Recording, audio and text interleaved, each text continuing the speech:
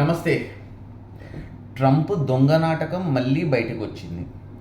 ఇప్పుడు last 1 week 10 days నుంచి మనం న్యూస్లో చూస్తున్న యూఎస్ ఇరాన్ వార్ ఏదైతే ఉందో, ఇప్పుడే వస్తున్న కథనాలు ఉన్న ప్రూఫ్స్ అన్నిటినీ కనుక చూస్తూ వెళ్తే మనకి ఈ కంప్లీట్ వార్ అనేది ఒక స్క్రిప్టెడ్, అంటే మిమ్మల్ని, నన్ను, మన దేశాన్ని, చుట్టుపక్కల ఉన్న దేశాలన్నిటినీ వెధవల్ని చేయడం కోసము United states of America and Iran కలిసి ఆడుతున్న ఒక నాటకమే తప్ప ఇది నిజమైన వార్ కాదు అని చెప్పేసి క్లియర్ కట్గా మన దగ్గర ఇప్పుడు ప్రూఫ్స్ అనేవి ఉన్నాయి. ఫస్ట్ ఏంటి, యుఎస్ ఇరాన్ వార్. ఇరాన్ ఏం చేసింది, యుఎస్ బేస్ ఏదైతే ఇరాన్లో ఉందో దానిపైన అటాక్ చేయడానికి పంపించారు.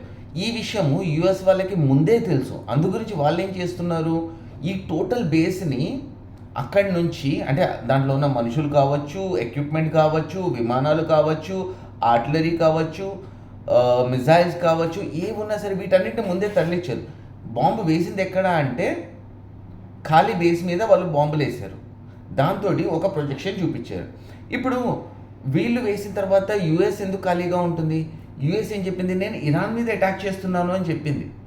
ఇరాన్ మీద అటాక్ చేస్తున్నాను అని చెప్పేసి యుఎస్ ఏం చేసింది, వాళ్ళ అడ్వాన్స్ స్టెల్త్ వెపన్ సిస్టమ్ ఏదైతే ఉందో B-2 బాంబర్, దాన్ని బయటికి తీసుకొచ్చి మొత్తం ప్రపంచం మొత్తం ఒక రౌండ్ వేయించింది.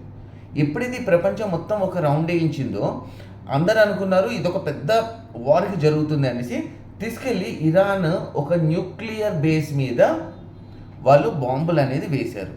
కానీ యుఎస్ ఇరాన్ న్యూక్లియర్ బేస్ మీద బాంబులు వేయడానికి ముందే 400 కిలోల యురేనియంని తరలిచ్చేశారు బయటికి.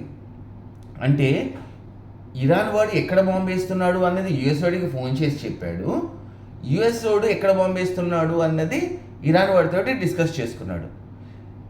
ఇదంతా దేనికి ఈ దొంగ నాటకాలు? ఎందుకు అంటే ఒక్క విషయము బ్యాక్ డేటెడ్ మొత్తం చెక్ చేయండి. లాస్ట్ 1 మంత్లో defence stocks, US defence stocks ఏ రేంజ్లో పెరిగాయి అన్నది. ఈ గేమ్ అంతా ఒక మార్కెటింగ్ స్ట్రాటజీ. మన మోదీ గారు ఒక మార్కెటింగ్ స్ట్రాటజీ చేశారు. ఏంటి ఆ మార్కెటింగ్ స్ట్రాటజీ వచ్చేటప్పటికి, మోదీ గారు చేసిన మార్కెటింగ్ స్ట్రాటజీ ఏంటి అంటే, మన ఇండియన్ మేడ్ మిజైల్స్ని చూపించుకోవడం కోసము పాకిస్తాన్ వాళ్ళు ఏదైతే అటాక్ ఇచ్చారో కాశ్మీర్లో, ఆ అటాక్కి రిటాలియేషన్గా మన వాళ్ళు ప్రాపర్ ప్రెసిషన్ తోటి వాళ్ళని ఎగరగొట్టేసి మన ఇండియన్ డిఫెన్స్ సిస్టము ఇప్పటికే $5 బిలియన్ డీల్స్ని క్లోజ్ చేసుకుంది. ఇదే స్ట్రాటజీ ఇప్పుడు యుఎస్ వాడు ఏం చేస్తున్నాడు, ఇరాన్ తోటి కలిసి ఒక డ్రామా చేయడం జరుగుతుంది. దీంతో ఒక లాస్ట్ 1 మంత్ లోపల ఈ డ్రామా ఏదైతే నడుస్తుందో దీంతో యునైటెడ్ స్టేట్స్ ఆఫ్ అమెరికా వాళ్ళ డిఫెన్స్ స్టాక్స్ అనేవి గ్రాడ్యువల్గా గ్రో అవుతున్నాయి. అండ్ ఇప్పుడు మొన్న జరిగిన ఈ ప్రిసిషన్ స్ట్రైక్ అనేసి వాళ్ళు ఏదైతే B-2 బాంబర్స్ని తీసుకొచ్చి ఇరాన్ మీద వేశారో దీంతో వాళ్ళకి ఇంకా కొన్ని లక్షల కోట్ల ఆర్డర్లు అనేవి రాబోతున్నాయి. దీంతో నష్టపోతుంది ఎవరు? చుట్టుపక్కల ఉన్న చిన్న దేశాలు. వీళ్ళ పవర్ చూపించుకోవడం కోసము, వెపన్స్ అమ్ముకోవడం కోసము ఈరోజు కామన్ పీపుల్, ప్రపంచం మొత్తం ఉన్న కామన్ పీపుల్ని బలి చేసుకుంటున్నవి ఇలాంటి యునైటెడ్ స్టేట్స్ ఆఫ్ అమెరికా. దీని మీద మీ ఒపీనియన్ ఏంటి అన్నది నాకు కింద కమెంట్లో చూపించండి. Thank you so much.